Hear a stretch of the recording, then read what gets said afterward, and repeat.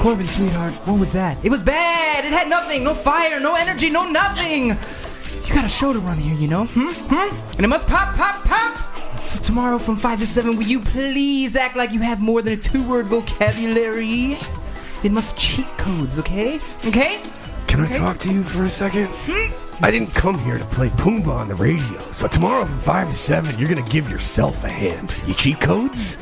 Super cheat codes. I gotta give you credit, man. It was a pretty good Ruby ride. God. It's September 29th, everybody, 2016. Welcome to episode 113 of the Cheat Codes podcast. Thank you for tuning in. We're always glad to have you with us. The next hour is us drinking a few beers and going over our favorite bits from the past week in video game tech, and pop culture news. My name is Joe Erskine, and sometimes I can say words. I am your host, and we're coming to you from a space cruise orbiting Lost in Paradise, where we're watching some intergalactic opera, and Chris Tucker is still funny.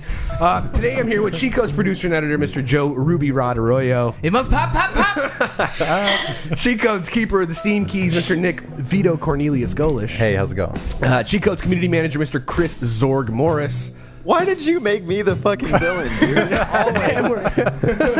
Because I write the script, that's why. And we're warmly welcoming our new pal, ASM artist and YouTube personality, Nichole. Welcome.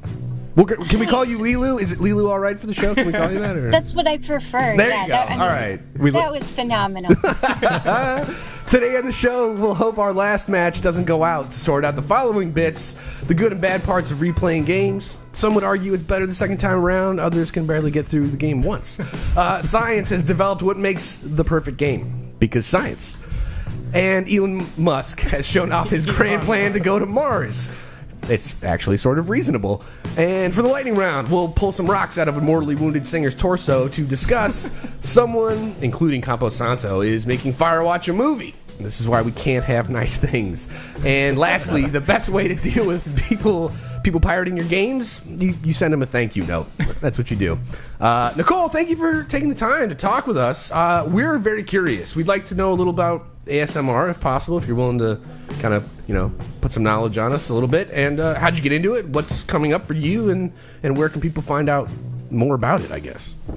Yeah, so ASMR is the initialism for Autonomous Sensory Meridian Response, which sounds really pseudoscience-y. And it's just a pleasurable response that people have to listen when they listen to people talk softly, do things deliberately. If any of you have ever watched Bob Ross on public television before, the painter. I'm the happiest little tree. Happiest tree ever. Yeah. Yeah. So it's that very nice, familiar sensation of just being talked to gently, and so people enjoy that. People use it to deal with anxiety, to help fall asleep at night. So you can just look it up online, ASMR, and I'm SpringbokASMR on YouTube.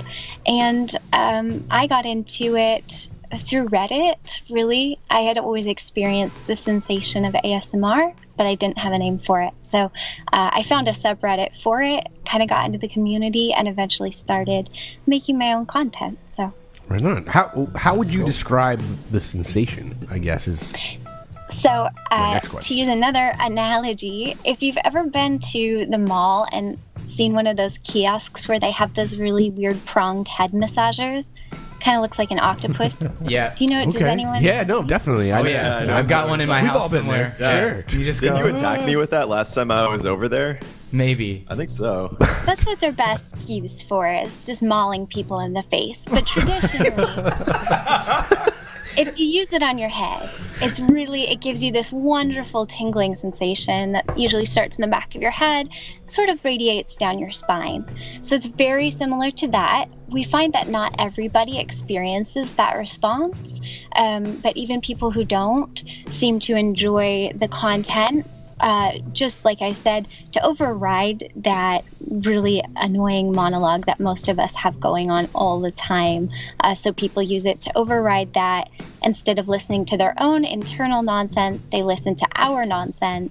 And it's sort of freeing, and it frees them up to work or to sleep or to relax. So That's awesome. I have a follow-up question from someone who used the head massager often. Yes. When like from long exposure to it, continual, you constantly, if you're doing it over and over again, eventually it stops happening. Does that? Yep. Is that a similar experience with creating that content? To take the analogy. Unfortunately, yeah, I can. I unfortunately, a lot of people report a fatigue or an ASMR immunity, not so much from making the content, but from exposing themselves to it. So sometimes I recommend to people taking little breaks from it if you become less sensitive. So yeah, it's a little unfortunate. Some people don't ever develop immunity to it. And I think it's good that we do, though, because honestly, it feels so nice. You would just do it all the time and get very, very little done. So it's a tolerance issue, really, is what I it like is. to think, yeah, there's a tolerance issue maybe, but I like to think that wall has a real evolutionary purpose to get us going back about our lives again, like playing video games all night long, accomplishing things. So right, we have a bit of a tolerance issue on this podcast, as you can probably see from your visualization of our table of beer. So we took last week off. I'm fine. It's fine. Yeah. And I think Chris might have a pumpkin spice latte with room for schnapps. Yo, spice latte. Thank you very much. Room for schnapps. This is a chai latte, and I did ask them if they could put bourbon in it for me. I'm pretty sure they don't serve alcohol at Starbucks. No, I really wanted like a vanilla bourbon chai latte. Is that like white girl of me, or is that me like elevating? That's every girl of you, dude. Yeah, it depends. As a white girl, yes. All right, you know what? There's Whatever. nothing wrong with that. Not at all. Not at all. Yeah. I'm just gonna own it. Yeah, own it. I mean, we drink our bourbon just straight out of the bottle. Yeah, no foam, extra hot. Just feeling fancy. He is. It's good. Let me drink with my pinky up. Yeah, I applaud you, sir. Can we get you like a white saucer in a dish, like to pour that into or something? Little finger sandwiches. Leave me alone. Finger sandwiches are one of my favorite things. They're great with cucumber. All right. A little cucumber, a little like mince cream cheese with a little mint infusion. That sounds good. Damn, that sounds good. I could go for a finger sandwich. America could use a little tea time. I'm just. It's funny. It's funny you mentioned fingers, but we'll get to that in a second. Very quickly, let's talk about what we're washing the episode down with. Corbin Dallas strikes me as a guy who probably enjoys a beer or two when he isn't busy saving aliens and the Earth. We've got a lot in common, us and him. So for the show, we're enjoying a few finger gun session IPAs from the folks at Iron Horse Brewing. That's what we call a shoehorn. I absolutely just round peg through a square hole kind of thing, or whatever, however that saying works. Just like Corbin, just like Corbin, my man, would. We'll get back to saving the Earth after the show, but in the meantime, if everybody's ready, we should get to work. All right. Number one. All right. There's an argument to be made about what makes a game more replayable than others, and whether or not that fun factor suffers with subsequent playthroughs. In today's day and age, we're so surrounded with a big game hype machine, it gets difficult to temper expectations or even get a chance to play new games as they come out. Kirk Hamilton over at Kotaku actually breaks this down in a really interesting way, and he talks about mastery, playing old games on new PCs, and a freedom to discuss games that have been out for a while, etc. It was actually kind of a nice breakdown. I enjoyed reading this article. It's insightful. Wait, is this Kotaku? No, it's via TechSpot, I think, but the article is reposted. Yeah. I was gonna say that's weird. Kotaku writing an actual good article. No. That's crazy. Talking shit, unbelievable. Wow. It's insightful. It's a perspective, I think, that is necessary, especially in the current landscape of the industry. So I want to know how you guys felt about the article, but also what you've played and then replayed, and what you still enjoyed after the fact, or enjoyed more because of it. And I'm just curious how you feel like this works. Like, it's kind of an interesting kind of scenario. We talk about a lot of game stuff on this show for good reason, and I felt like this was kind of something we hadn't really ever addressed before. So I'm curious what you guys think also, because coming from a guy who likes to replay games or rewatch movies all the time, I do feel like maybe the Joes don't replay games as much as you guys do. Hey, I just played Zelda on the NES. I know, but that's nostalgia. That's different than like playing the game once and then playing it again to enjoy it for real the second time. That's an excellent point. Okay, so I'm curious what you guys think, because to me, like, this makes sense to me because I've always replayed media over and over again just because the things I do enjoy, I really enjoy. I replayed the Uncharted games, like all of them. I replayed many other games, and I think story games, and he talks about this a lot in the article, that's the candidate he's really discussing, is because the first time you play through the game, you're concerned about progressing the story more than you are about finding things or stopping to look at the scenery, because especially when a game's trying to pace you a certain way for that feeling of like having that cinematic experience, and you feel like, okay, the music's ramping up and there's not really a timer, but it feels like I'm supposed to be running, so I should be, because I want to experience what they meant for me to experience. And then the second time through, it's like, I'm just going to stop and let this angry music loop while I go stare at this wall texture. And then that's I like that. I think that's a cool idea. That's so opposite my experience the first time in a playthrough, because I always, if I get a sense that I'm supposed to go one way, deliberately go the other, because I don't want to miss anything. Oh yeah. So I think for me, the replay value in terms of exploration, which he touches on in this article, doesn't apply to me as much. But with that said, there's plenty of other reasons that I do play through again, but that's definitely not one of them. So, what's one of the reasons then? I mean, I like to. I guess we're ruling out nostalgia. It sounds like. I don't think we not should. necessarily. Don't listen. We were just listen to categorizing Arroyo specifically. I'm just thinking, like, does it count as a replay if you played it 20 years later? Like, again? Right, which I think is a good yes, point. but it does. So it does count as a replay. No, I was asking It just counts. a question. But if we're talking about, I guess the article was more talking about, it seems like, I guess, playing it through and then playing it again. Right. Right, like back to I back. know a lot of people who also want to do the Renegade playthrough. It's just what I sort of call it, but going through and being a total asshole, and just see what happens. Again, like, I'm pretty compulsively ethical, so in games, not in life, but so it's very hard for me to even do that. So I was trying to think of, why do I replay? But I think for me, mastery strikes well. If it's a game with a good difficulty level and then you really want to ramp it up. And then also the ability to mod games in this era can be fun and can be a really good, incentive for replay for me.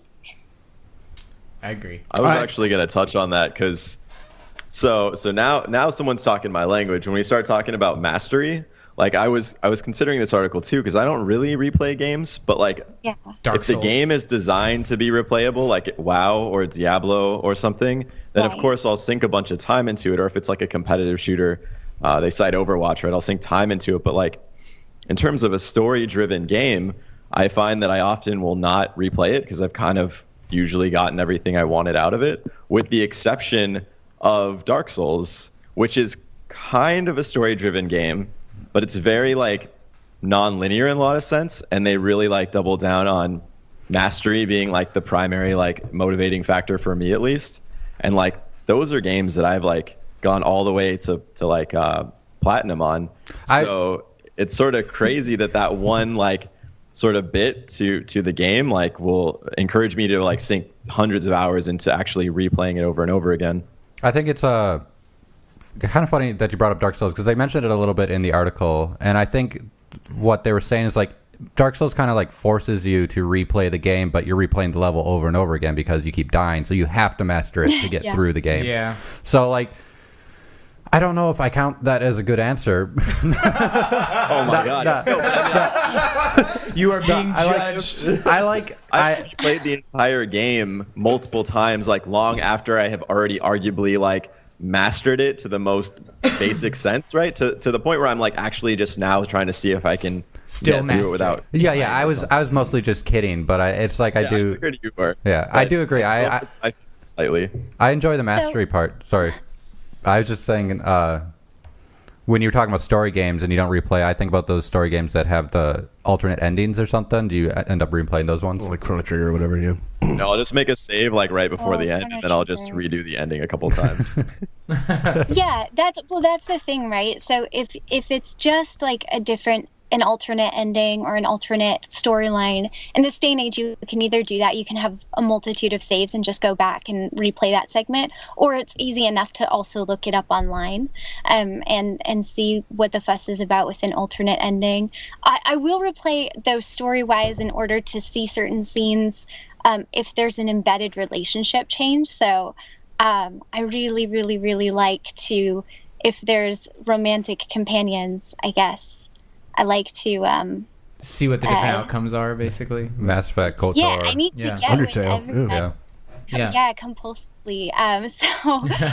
So yeah, I'll replay a game if there's like a different romantic path or a different relationship path, because it's so That makes total sometimes sense. it's developed really, really well throughout, and it really changes, I think, the tone of something like that.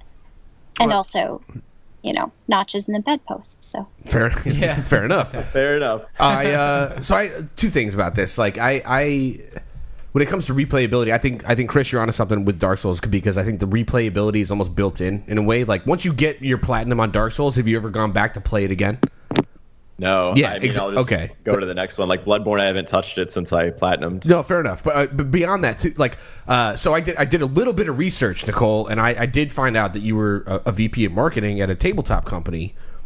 And I'm curious, like tabletop games are specifically built to be replayed, right? So how do you play? How do you kind of like parlay that? Do you like? I'm not sure which company you work for or what games you were working on, but like, how much of consideration did that become? Like, it had to be a huge one, right? So. yeah, so a big way that we sort of see that incorporated in digital gaming is through multiplayer experience, which is a huge part of replayability for a lot of us, whether it's obviously multiplayer in a massive way or even multiplayer in a local way. Like this is weird, but I replayed Resident Evil 5. It's a good one. It's a good one.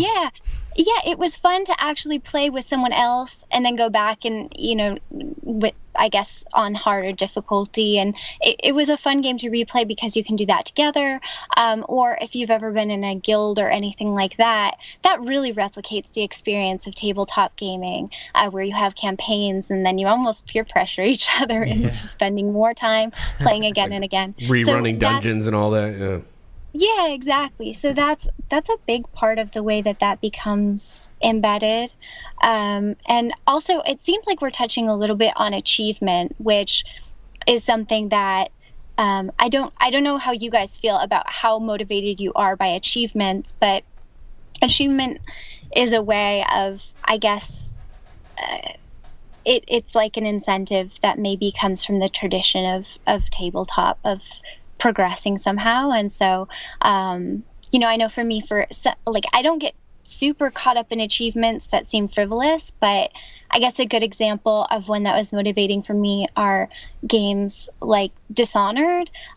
First, like doing a clean hands playthrough, doing a ghost playthrough, games like that where you have a lot of choice as to how you're going to play as a stealth character, if you're going to play as more of a tank or a rogue character. I think making those character choices and then feeling some reward comes from a tradition of tabletop gaming in a way. I would totally agree with that. I think and again, beyond, like, even back to like even more, maybe more of a digital space, and again, maybe Chris, like with like games like Dark Souls or like even the Batman games, but New Game Plus, that whole idea is fostered around replayability, right? Like, they've upped everything, they scale everything based on your character, and then you just go through it again. Not always. I feel like in some situations, maybe not the best of situations, they kind of build in the New Game Plus where you have to beat the game once, and then with your New Game Plus you play again and you can unlock different things. And suddenly I can't have access to all the content on my first playthrough, and that seems kind of shitty.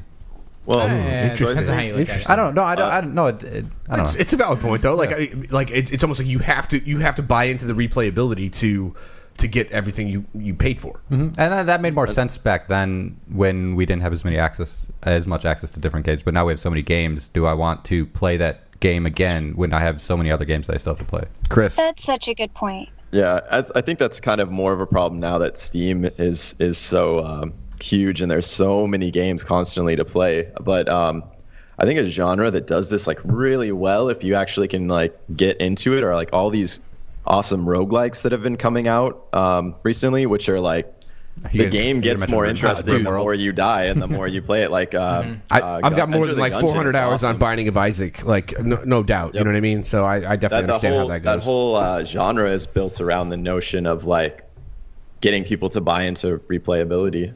No, for sure. Yeah, I saw you on RimWorld a few days ago or something. You've been enjoying that, I saw. RimWorld. Oh my god, that game is amazing. Yeah, I don't see. It doesn't feel like a replay when I'm playing that game, though. It feels like I'm different every time. It's a different story I'm playing each time, which is kind of nice. Yep.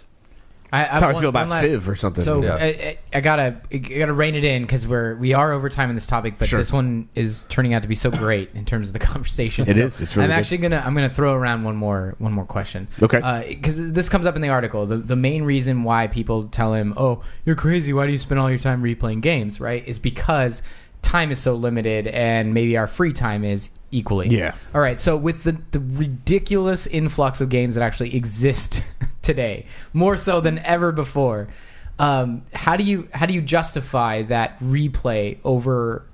Every time you replay a game today, a puppy dies. No, that's not what I meant. Another game is not going to get played by you. Is the reality, right? This is how I make the distinguishing mark on this. And I'll like console games are the ones that I interchange mostly. If I buy a game on PC, that's the one that I know that I'm going to keep and I'm going to replay. Like Civ. Yeah, exactly. Okay. Like Civ. Anyone else? Why justify that playing an old one over something new that you probably will never play as a result? Because I'm a hipster and I hate new stuff. You finally admitted it. No, I don't know. Like it's the same thing with all my media though. Like I go back and I've rewatched like Star Trek Voyager. It may not be like the best Star Trek, but I enjoy it. I've rewatched that show like 3 or 4 times, and it's 7 seasons. I've watched Stargate 4 times, and I'm in my 5th watch right now with Arroyo over here. I enjoy the things I've enjoyed in the past again. Like the things I like, I'm gonna keep liking. And I do make time for new stuff too, though. Like I don't know, like of course, this stuff's my life, so like I find a way to make time for it. It's such like a joy and a privilege if you really feel passionate and really feel wrapped up in a game. You know, like I was playing a game last night and I heard a noise in my apartment and I remembered I was in my apartment and not in the game. And something like I did. It was awkward. It was, yeah. They have a file on me. Anyway, yeah, no. But if you can feel, I tell myself if I feel that, if I'm having that much of a connection with the game, then I'm like, you know what? This is a privilege. And so, yeah, I have tons of pangs of guilt. I have so many games in my Steam library that are very lonely. And this question is upsetting me because I feel bad for them. But I just like to say, in life, if something brings me joy, I take that as an indicator and I kind of go with it. And it assuages some of that guilt. +1 for using assuage as a word, and 2 for understanding that Steam libraries get ridiculous and sometimes games get lonely. I like most people's Steam libraries. Yeah, Chris, you haven't weighed in yet.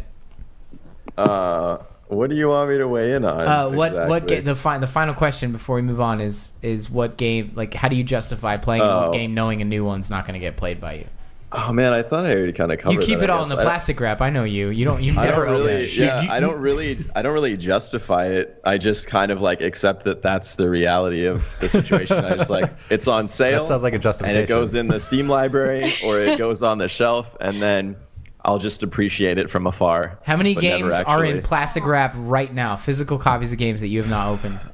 Give me a ballpark. In your apartment right now. I mean, my Steam library is at 748. Jesus Christ! Wait, no. I want physical. Oh my God! Okay, that's crazy and all, but I want to know because I feel like this number is going to still shock I'm sure me. the developers appreciate all your money. That's all I'm going to say. No, how many Hey physical man, I gotta games? support starving devs. How many shrink wrapped console games? Yes. I don't know, over 100 maybe? Oh, Jesus! Oh, Christ's son! Come on!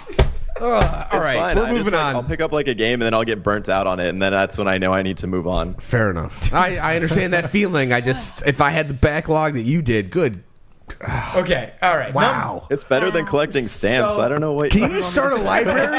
It's better than Just collecting start your stamps. own GameFly, dude. Just rent it out to people, for Christ's sake. No, 'cause then Oh they'll my get opened. god. It's called Chris Fly. All right. Then it'll get opened. Like, yeah, because God Eater 2 is going to be worth so much money, right? God I damn it. just justify it to myself by saying like at some point I go through the library for like research purposes. Yeah. Okay, can we move on? Yeah, please? just call it. Just call it. Number 2. All right. A team of cross-university scientists have basically figured out how to measure players' satisfaction with a game and therefore judge it appropriately on its merits.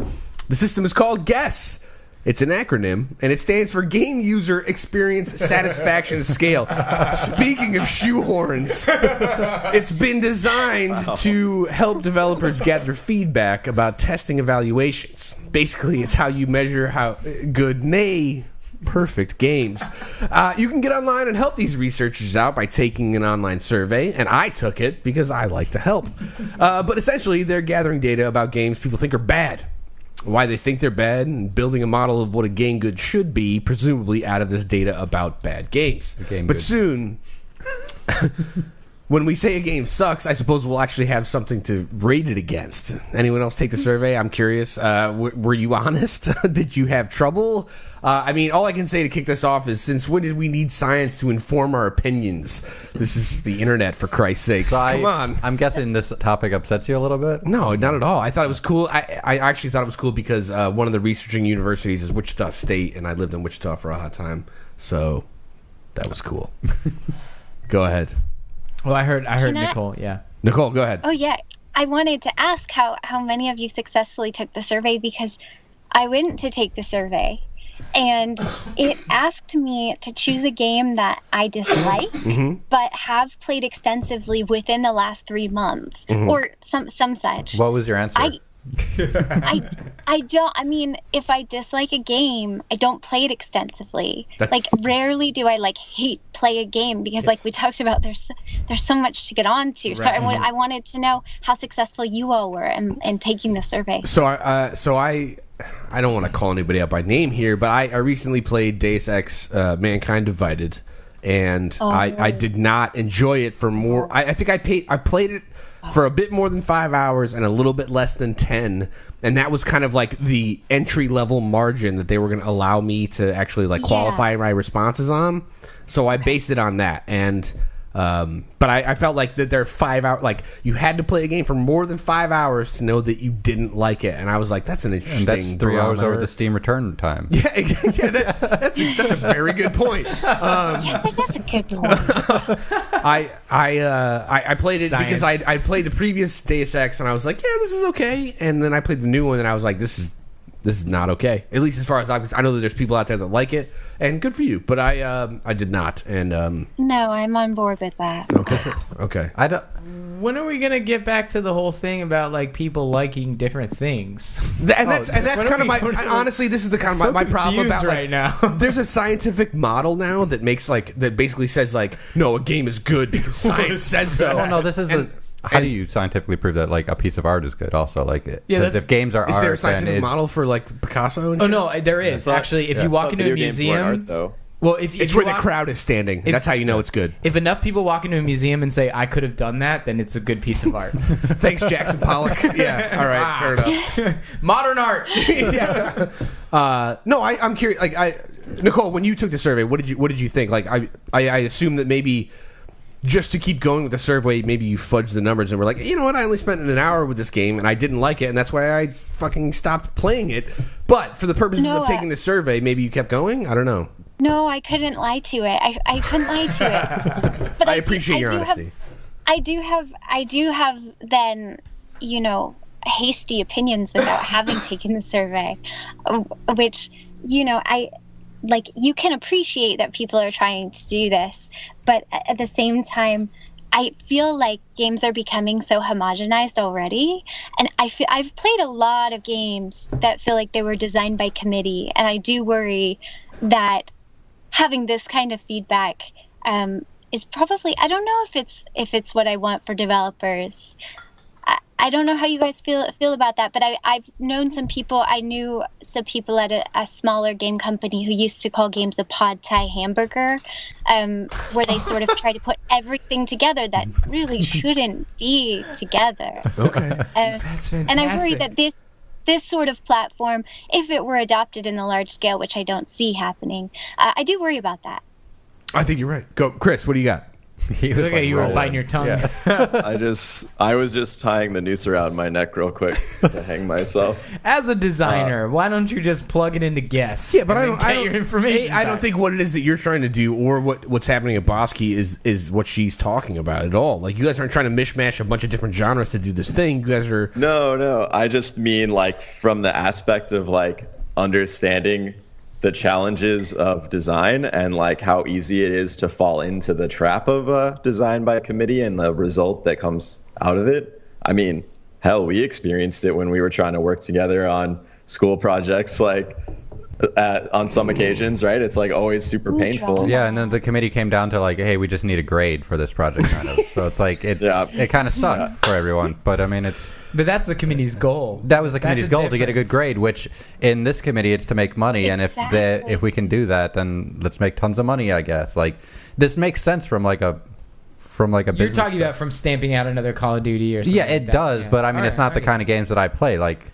Oh, go ahead. no. I'm just saying, like we were talking about like all these type of games, like how, in the survey, like you had to mention a game that you hate that you've played for extensive hours. I gotta agree with Nichole and saying like I don't play games that I hate because I Figure out pretty quickly that you hate them, or don't even buy them in the first I do place. enough research on the product to know what I'm getting to. You're an informed consumer. I try to. Scientifically, though, isn't that like really valuable information though to find out if there's a game that you did hate that you did play for longer than you should have? No, that's not validating at all to find No, out. I'm saying that maybe that was the but wait. point of that question. No, Oh. and I think honestly, like maybe kind of like the conclusion here that we can come to maybe is that like marketing might be the enemy here, because if we're all led to believe that we're going to like this particular game, then maybe that's what we should buy, even though like our instincts are telling us that we shouldn't play it because we know we won't like it. If I'm Nick Golesh, I'm sorry, Nick Vito Cornelius Golesh. If She's perfect. well done. I think, like you spend your money very specifically about when it comes to games and most things in your life, I would imagine. I feel But- like I know what I like. Yes, exactly. And then you stick to that. So like you don't have necessarily this problem of like, I just bought this game because this article told me I should and everybody's playing it and it's great. Like whatever. Like I never played Undertale. I didn't buy it. I haven't played it. I know it's supposed to be good, but I don't know if it's for me. And that's why I didn't buy agree. it. Like You know what I mean? we bought Undertale as like to play all together. Like We didn't get around to it. we played part of it and we really liked the first And part then we of it. didn't but go back to it. We never Oh, went wow. back to it at the moment. I mean, Fair it enough. seemed. I agree. This could be like one of the greatest games that could have been released in the past few years. Or It was something. I guess my But- argument becomes that maybe it's less about judging games appropriately and whether or not they're perfect or great, and it's more about like Judging how ourselves? good is your marketing campaign to get people to buy your game and then tell you it's shit. Hey, so the funny thing about that, All right, go ahead. I'm taking the survey right now, and I was like, okay, what game did I play for like more than 5 hours that I hated? And I was like, okay, I think No Man's Sky. And then you guys are talking about how the marketing like sold the game, and I mean it totally did. And now they've got that lawsuit. There's a whole on lawsuit on their hands. hands. Yeah, it's true. And I'm like taking this survey and I'm like going through these questions and I'm like, wow, like most of these things except for like the audio, I'm like disagree, strongly disagree, somewhat disagree. And then it's like when I get to the multiplayer section, I'm like, oh, I guess I have to mark NA. There's not any. Yeah. Not applicable. I think that I wonder, it's interesting that the survey, of course, is asking for us to talk about games that we disliked as sort of to develop this metric. So I have to think that there are so many different games that so many people can love for different reasons. Right. I wonder if there are more concrete, objective reasons why people dislike games. If that's maybe easier to quantify in a way. If there's things that universally turn us off to games, make us hate games, the games that have been particularly reviled, a lot of times it does seem like maybe that metric is a little bit simpler. I don't know if that's... I struggle with that a lot. It's tough to say. Like, if we decide that we can quantifiably define negativity over positivity, that's sad, and that's kind of what this we're going to find survey, positivity out of the negativity. But yeah. I get that, but that's kind of I don't mean that's what you said, Nichole, but I think that's what the survey is kind of like putting on a or platter. pushing towards. Yeah, Right. Like, So- is there an implicit bias because of that? Yeah, exactly. Like, do you really think that the information, or do they think rather that the information is going to be more valuable because it came from a place of negativity over positivity? And that's Or maybe they just know it's the internet, and so they'll get more. It's absolutely the internet. Yes, actually, you're probably right. Like if they can make the perfect Facebook boosted ad that's like 9 out of 10 people hated this game. See what you think. People would probably Great click on. idea. Great. 9 out of 10 people hated this podcast. Tune in now to see if you hate it too. Yeah. I want to meet the one person who was like, I loved it. No, everybody wants to be that one person. That's the great part. Fair enough. All right. But when I can't help but just think about Yelp reviews and things like that. More people want to be more vocal when they're negative, and I think that maybe it's just an effort to capitalize on that from a scientific No, perspective. fair. Not necessarily that you get more positivity out of negativity, but knowing that you're going to get more responses out of people. Because, especially with the internet in mind, yeah, that Right. Yeah. exactly. I think, I mean, just to wrap this up in a tight little bow here before we move on, I think ultimately what it comes down to, having a scientific model for what makes the perfect game takes away the magic of what making games or anything creative is. I know. Why'd we get into this in the first That's what I'm saying. As developers, we're kind No, of like, I don't want to have like a roadmap to figure out what is right and then what people want. Like, I want to make something that I think is cool, and then hopefully everybody else thinks. Well, I it's like cool too. I like what you said, where it's like everybody has their different opinions about different things, and if I feel like this group would be in agreement. Agreement? Yeah. Agreement. Agreeance. Agreements. Agreeance. Yes. Mints. Possible title right there. No. All right. That video games are a form of art, and so are movies, and so is music, and so is like traditional art. Right.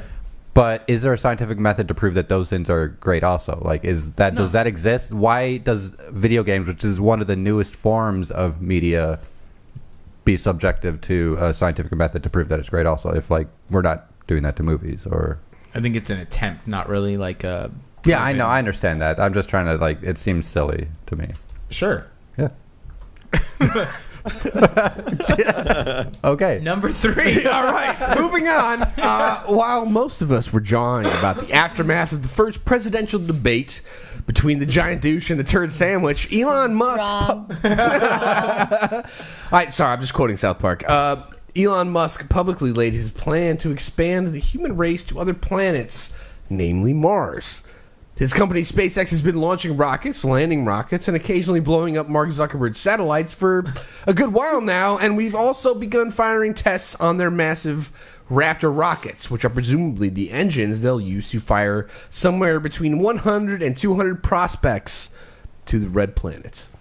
The little kid in me says this is fucking rad. The skeptic in me says I'll believe it when I see it, but he laid out plans not just for interplanetary travel, but sustainable living once on the surface of Mars to a certain degree. He also outlined his plan to make the trip cost, quote, about as much as a house. I don't know. We live in Seattle. The housing market gets fucking rough out here. I hope it's not that bad. Dude. Right? Anyway. He said the median is 200,000 in America. That sounds not like an in affordable Seattle. trip to Mars to me. That's the I know, cost of a cardboard bargain. house. If I have to choose between buying a house or going to Mars, I might go to Mars. Anyway, so who wants to go? Is this pie in the sky bullshit? I mean, is the next great Wild West actually Mars? I mean, it feels like the setting is kind of appropriate. Martian cowboys, dude, that'd be so sick. I We've just all want seen to Firewatch, yeah. Westworld premieres next week. I'm just saying. I just want to know you totally guys. Westworld. See, thank you. I just want to know how you guys feel about this. I mean, what can we look forward to, or if the lizard man in disguise is just making a publicity push to recover from losing the aforementioned $95 million satellite? We're obviously going to send Matt Damon, right? I mean, he's going to science the shit out of it, you guys. It's going to be great. It'll go wrong. It always goes wrong. For the first time, I think that's probably That's how space exploration always went. Yeah, I mean it's we're gonna have to fail a bunch to make it work, right? Yeah. Isn't that how the spread to the west worked too on our own planet? Like, Well, when many people- people died. People learning how to build airplanes and stuff, they all died like initially. People building spaceships, they died in like horrible fires and stuff. It's So like, basically, important advances in humanity come with a lot of it's funny because when human sacrifice. When I read this article, I then clicked on the link that showed like the whole talk and everything. I was like, oh, this is an hour and 20 minutes long. I don't have time to watch this because the podcast Can't BuzzFeed consolidate this? That's how everybody who was talking about the previous night's presidential debate felt about it. So I scrubbed to a point, and the point that I immediately landed on was like Elon Musk describing that people are going to die when they go there. Like that he that throws was what out happens. there. Like Yeah. people are He going was to so die when they get there. Yeah. And that's good, right? Like to just be That's what candid. you want, man. If somebody's going to I pitch don't me the believe idea it, of going dude. to Mars, I want him to be real about it. And I If felt like Matt that's what we Damon got. can fucking grow potatoes out of his own poop It wasn't and just then his poop. also get back to Earth, then I think it'll be fine. You're ready. You're like, sign me up. Yeah, I want to go now. Send me now. Because, like, if I take out a loan to get on the spaceship and I get out to Mars, I never have to pay it back. Chris, that's kind of cool. I know the answers to these questions, but do you have a wife or a partner? Nope. Do you have Just gonna children? go. Do you have children? Maybe that you don't Nope. even know about? Nope.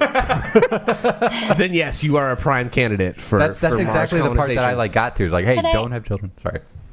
I did like how candid he was about that. He didn't dramatize it, but he was straightforward. You know, there's going to be, I don't want to say collateral damage. Sounds cold. But I think brass tacks. right. Brass tacks. That's about right. Is All right, a good let's way. get, he got down to brass tacks.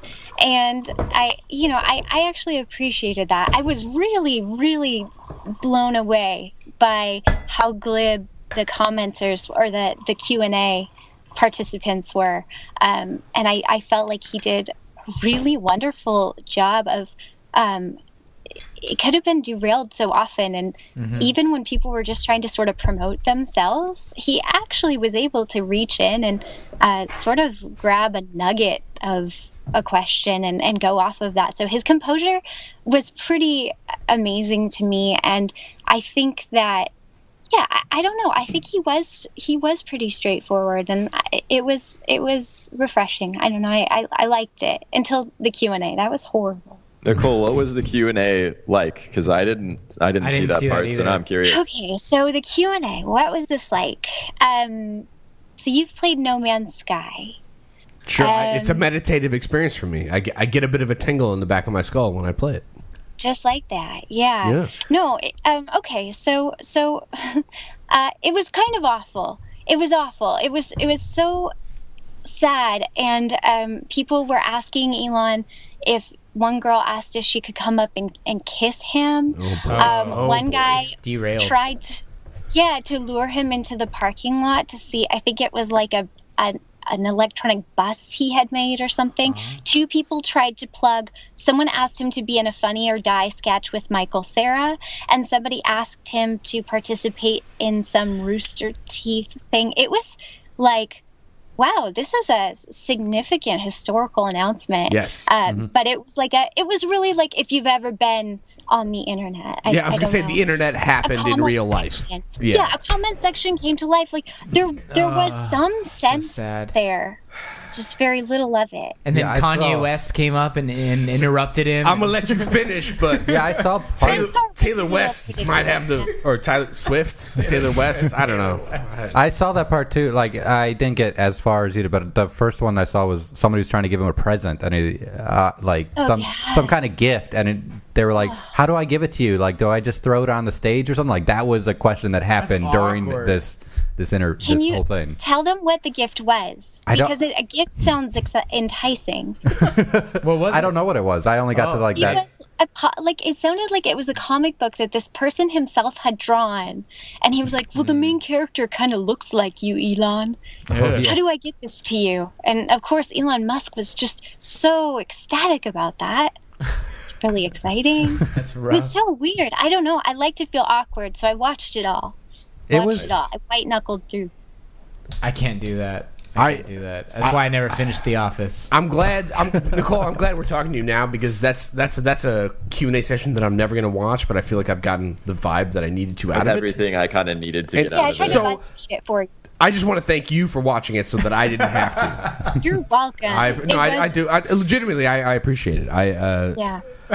I don't know. This is the kind of stuff, like the idea that somebody just got on stage the day after what is probably the worst presidential election happening in America, at least. They got on stage and was like, hey, I have a plan to spread our species outside of a single planet, to make it a multi-planet species, basically guarantee the future of the human race if it works, and keep going beyond that. Like, that's a huge thing. Like, that trumps global warming, that trumps pollution, that trumps everything. Like, well, according to Trump, global warming is a hoax made up by China. No, wrong. He I never didn't said use that. Trump. I didn't use Wrong. Trump. Just because he deleted the tweet doesn't mean he never said it. Dude, he said We don't it talk about recently. politics on this show, okay? It's a bar in here. We don't talk about religion or politics. There's none of we that we shit. have no rules, but there are no talking about. Yeah, exactly. Way to not give rules and then give fucking rules. That's Way to right. go. That's right. So I think this was perfect timing for Elon, though, right? Because Yeah, to a certain extent. Yeah, right after that his train rocket wreck, blew he's up. like, yo, I know a lot of you guys probably want to get the fuck off this planet after last night, so check it. We're going to go to Mars. You ready? And Let's do this. That's the thing, is how do we have a real imperative? Because he does talk about, obviously, the struggle. There's a funding struggle, but there's a PR struggle. And how do we have that imperative? So yes, the opportune moment was definitely there after the most watched debate, presidential debate in American history. I think it's a really good point. A rocket lands. But this is in also Canada. the guy that owns PayPal, SpaceX, and Tesla.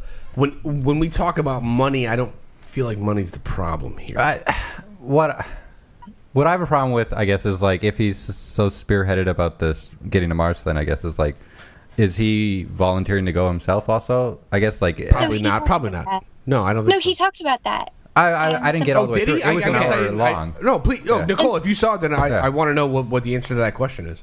So his response again was, and I sound like I'm a very, very large fan. I just like the sound of his last name, Musk. It's a good ASMR word, Musk.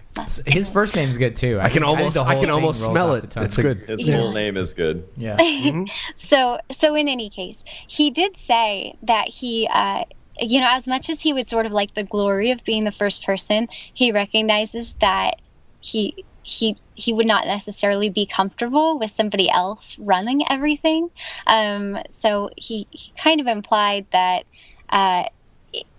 he's a little too important to die. That's basically. how I get it. Which sounds hilarious, but is also wrong. not. He's not Yeah, wrong. He's I not think- wrong. No. Like, With we most want of somebody us, to lead that the would charge, be- not necessarily like put the spear into the body. Wright brothers flew their own Right, plane. Yeah. Yeah. I All think right, it's fine. probably valid in this point. Like, if you've got to send him or Matt Damon, like probably Matt send Damon. Matt Damon. Look, if there's anybody that I want to science the shit out of anything, especially on Mars, it's one of two people. It's either Elon Musk or Matt Damon. And that's why I'm asking. If Elon's those are not your going, choices. then I want Matt Damon to go. Yep.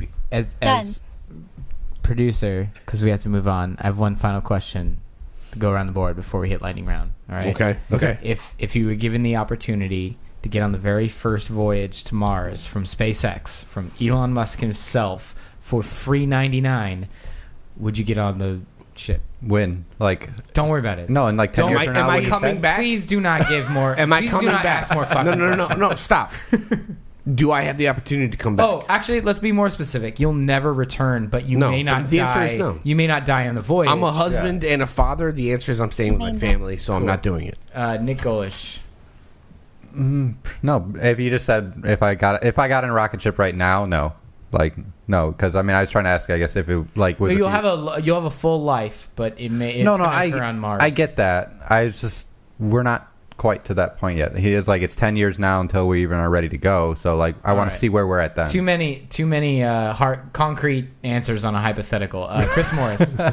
Yeah, you guys are just thinking too far. He's Yeah, going, dude. He's going. My bag's already packed. Yeah, I got all my Saran wrap games and everything. I'm ready to go. I'm leaving them here. Fuck There's yeah, a if you want plastic space crate full of shit over there. Says I'm gonna Chris ship Morris them on over it. to you. And I'm then gonna hop on that. rephrase the question before I ask Nichole, because I feel like you guys kind of like shot it down. Just jumped all over it. Sorry. If you were given an opportunity to travel into space and knew you'd never return, but would see everything there was to offer, would you go? I am going to plead the Elon. I am too important. Good answer. Well I'll be done. the only Well one done. going to Mars. All you guys are just gonna be hanging out here being bored.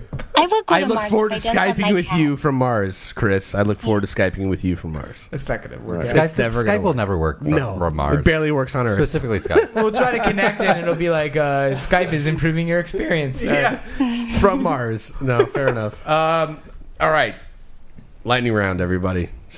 Don't worry about me. This is a great part of the show. Yeah, we I want didn't. to know we whether weren't- Arroyo's going. Arroyo, are you with going to me? Mars or not? Oh, yeah. Oh yeah, I'd consider it. I mean, it's a little harder for me because, like you said, you jump to the whole wife and kid can't go thing, but I'd question whether or not I could fit Nat In your into a luggage. suitcase or something. Sure. So barring that, yeah, I'd totally consider it. Like if I was given a legitimate opportunity to leave and never come back, but have all the experiences in the world in the process or in the universe, yes, I would probably do it. Well, that's the thing, like going to Mars and all the experiences in the universe. So I don't know. Your name will end up somewhere on a statue that's carved into rock, and that's your legacy. Not why I'd do it. All right, lightning round. All right, lightning round, everybody. It's time for lightning round. Here's how it works. We're going to take two quick topics and give each member of the panel a minute to chime in uninterrupted for the most part. At the end of each minute, we will award the panelists a quantity of some type of points based on nothing in particular. Our distinguished guest will be in charge of awarding me points for my respective minutes. So, Nichole, you will award me however you see fit. All right. I'm hoping for either a scalp massage or just one of those cool mall head massage machines. That'd be good. All The right. sensory deprivation, like Yeah. Okay, anyway, Yeah, that's fine. Topic the first or the fourth, depending on how you're keeping track. The production company Good Universe has successfully courted Camposanto to join them in a quest to make content in video games and films. Their first project will, of course, be bringing Firewatch to the big screen. We've seen this sort of thing before, but how good a fit are those Firewatch shoes for those movie feet? Oh, it's so good. It's so good. It's not that great. Yeah. Your guys' reaction to that line makes me realize that I am an excellent scriptwriter. A lot of you have played it. Can you see this working, or should we all get internet on it and decry something that hasn't even been released yet? I'm curious, honestly. Like you, Joe, Nick, you guys played Firewatch. Yes. I have not played it. I've kept close tabs on it, but I haven't had the chance yet. all right. Who gets so one? Nichole gets the first minute because she'll get the last minute on the next topic. Zing. So Nichole, whether or not you've played Firewatch, I'm curious how you feel about Firewatch getting made into a movie. You Ready? have 60 seconds starting Oh my now. gosh. Okay. Okay. So I really loved Firewatch, and I think that it's interesting and telling, perhaps, that the production company slated to bring it to the big screen or our movie feats, whatever, is the same company I think that presented the remake of Old Boy, the American remake of Old Boy, and Spike Lee, yep. So it's not Spike Lee. It's the production company though that presented it. I don't really know how all this works. In any case, I feel like it will be much the same. It's like I don't understand why there needs to be a movie version of so many video games because they are movies. Also, Right. the pacing is so important to how we experience it. And you're not going to give us a 5 to 10 hour movie. I think a huge part of Firewatch is living within the environment and actually going through phases of grief, going through phases of loss, going through moments that feel noetic and that feel just calming and like you're part of nature, that all of that pacing and that ability makes those moments of tension so much more pronounced. And I think that also adding too much to the narrative would really take away from some of the ambiguity that's fun to think about. So I would liken it to what I think of the Old Boy remake, which is just totally unnecessary. I'm sure they might do it competently, but there's no reason to. And if anything, you just take away from it. That sounds so mean. I think you've encapsulated a very slightly longer than 60-second point that actually hits it straight up. No, it's hard for the guests that are coming in remotely to hit 60 seconds, and we give them the benefit of the doubt in that regard. But however, I think you've hit it on the head, and the only reason I interjected with Spike Lee was because he was the one that directed the Old Boy remake. He did. Speaking of which, can I award her points? Please. I'll give you 50 Spike Lee joints. Wow. I was actually going to turn around and say that you needed to be the. It was going to be the third Olsen sister joke, but I do like Elizabeth Olsen. She's Scarlet Witch, and that's how we all love her, and it's fine. It's fine. Wait, really? Yeah, she's the older sister of the twins. Yes, dude. Yeah, what? She's the Scarlet Witch, like in the Avengers. I just saw Chris Morris's mind explode right now. I saw that too. It was amazing. It really did. Oh man, what the hell? That's crazy. Joe, you have to skip one in each one, so choose who doesn't get to go. I'm not going to go for this first one. Okay. All right. Next. So, Mr. Golesh. Hey, how's it going? Give me 60 seconds talking about Firewatch? Firewatch, the movie. Firewatch, I'm one of those guys who thought that the game was a little bit of a letdown, I guess. I enjoyed it. We played it together as a group, which I think is probably the best way to play it, honestly. We sat down with a bunch of people. We tried to figure out the Steam controller controls and made it work. And it was fun until we got to the second play session when we found out nothing was actually really happening. Oh, wow. So I really enjoyed the way they did the game, and I was just a little bit let down by the ending, or by the fact that there weren't as many conspiracy theories as there should have been. I'm a little worried of how they would translate this to a movie, because I think one of the best parts about the game was being in the first person point of view, exploring the wilderness, and like picking up the soda cans and throwing them around and stuff. And like I don't know, it was just a fun little experience, and I don't know.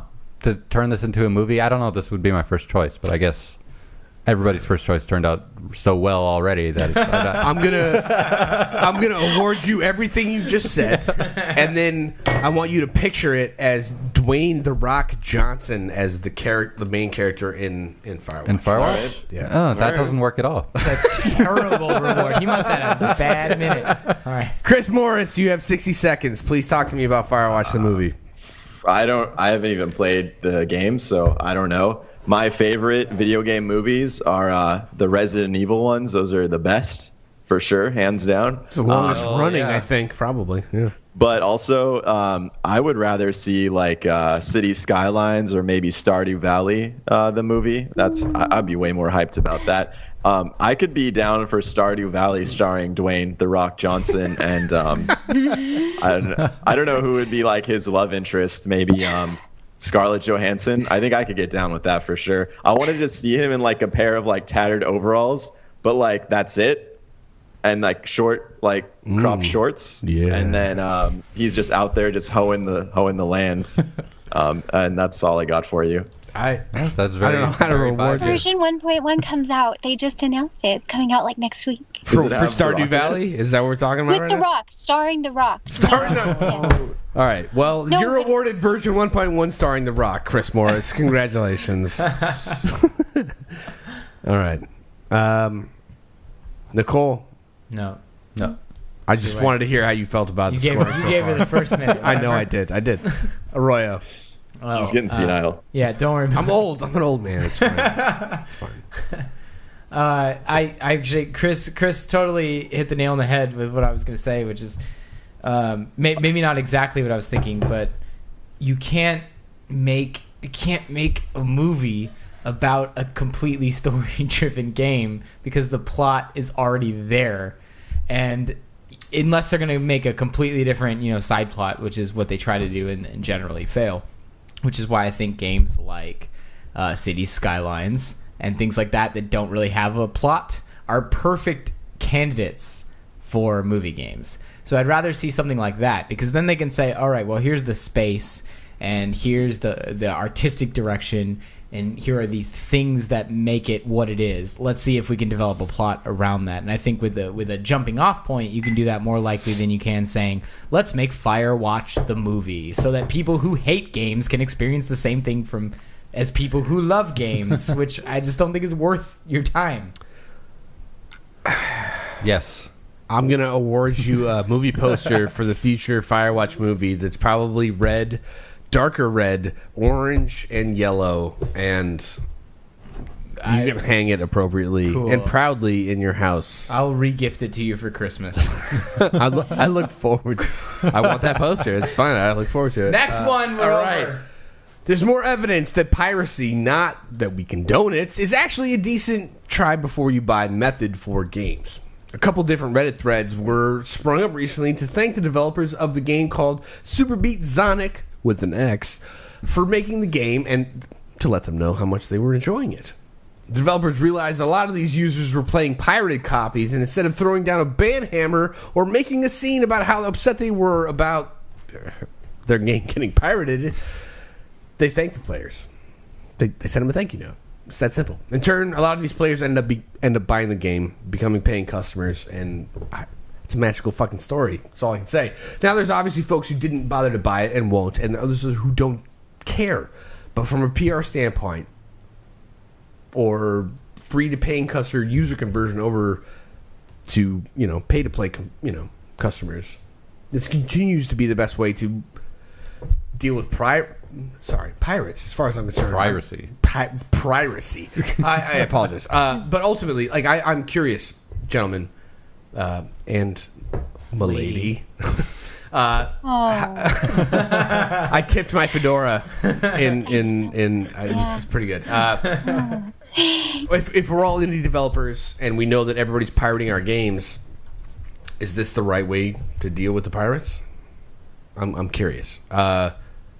I'll start this one, I think. All right. I didn't get to have him in the last one. Yeah, Makes sense. All right, Nichole, keep in mind, you get to award him points. Feel free to embarrass him. Okay, here we go. I think when it comes to making a game on an independent level, you have to understand that most people, especially if they are Steam or Greenman Gaming or GOG people that download games on a PC level specifically, they're probably going to end up touching your game in a way that's uncomfortable. Wow. Or in a way that at least means that you've got a copy out there to a potential user. And if you are savvy enough, you can turn around and say thank you. You can write them a note, or you can say, instead of I'm going to shut down all pirates because fuck pirates and Jack Sparrow is the worst and blah blah blah. It doesn't matter. I don't think that's the point. What happened is that there are people out there making games that understand the market they're getting into, especially on an indie level. And you know what they did? They said, we're going to get pirated, and we're going to thank them for it. And that's how you turn paying customers, or I'm sorry, unpaying customers, pirated customers into paying customers. Yeah, Please stop.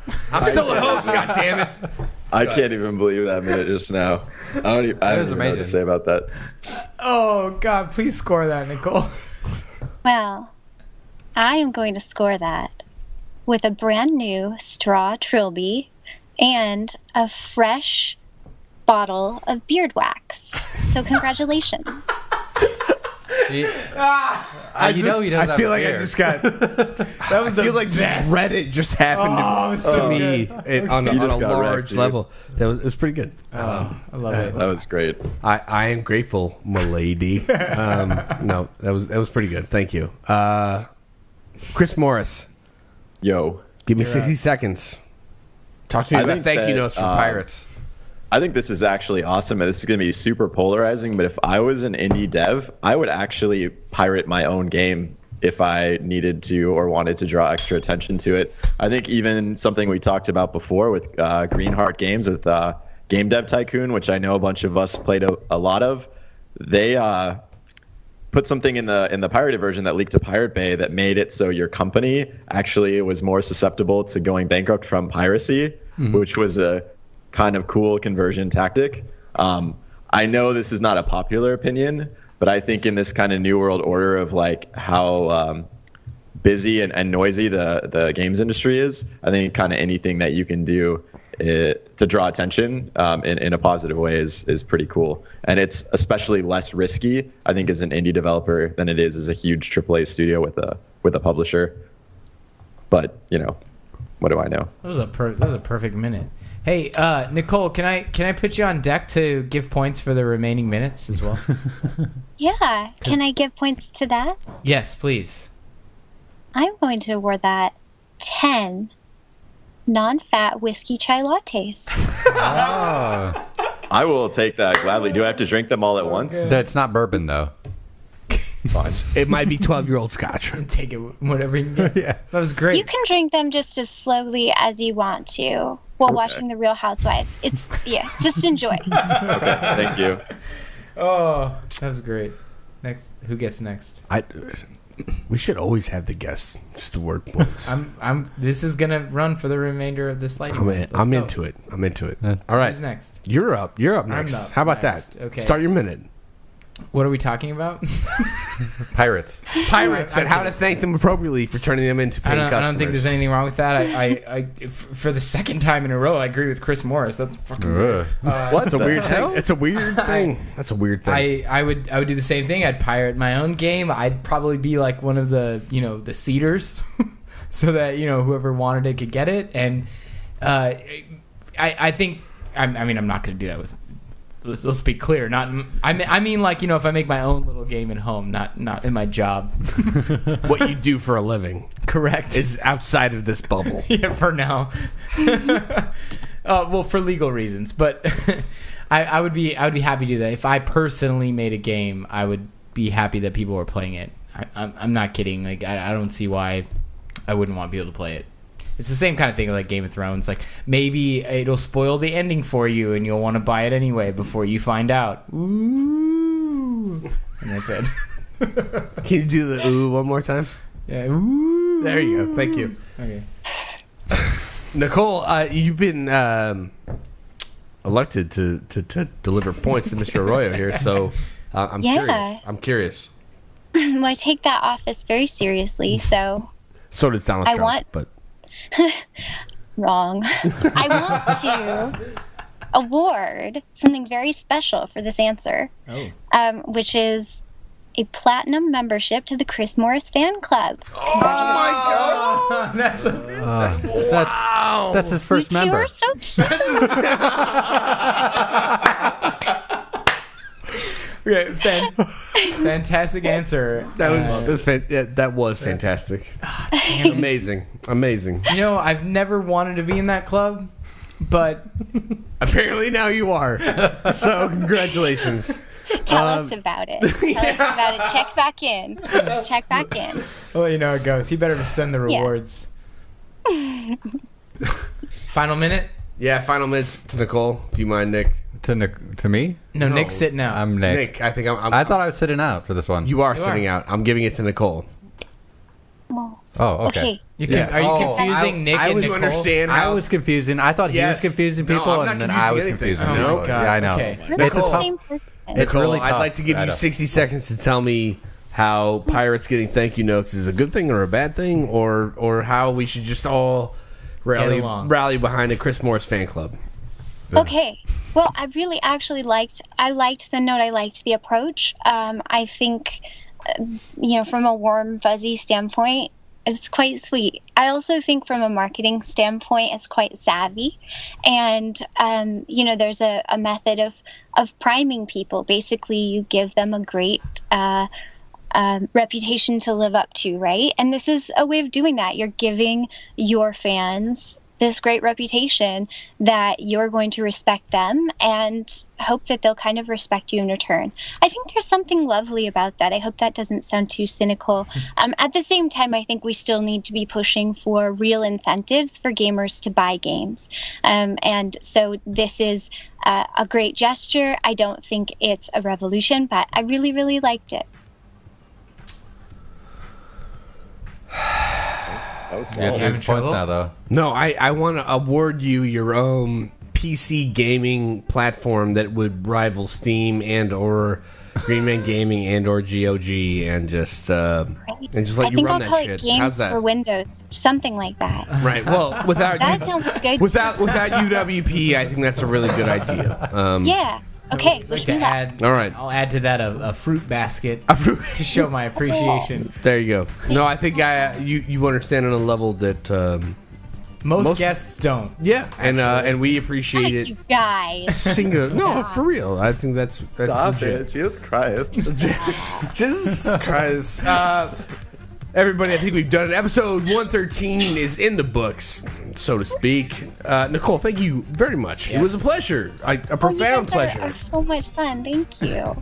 Please take this opportunity to remind everyone out there who's listening where they can find out more about your work and everything else that you're, I don't know, just excited to share with the folks who are listening.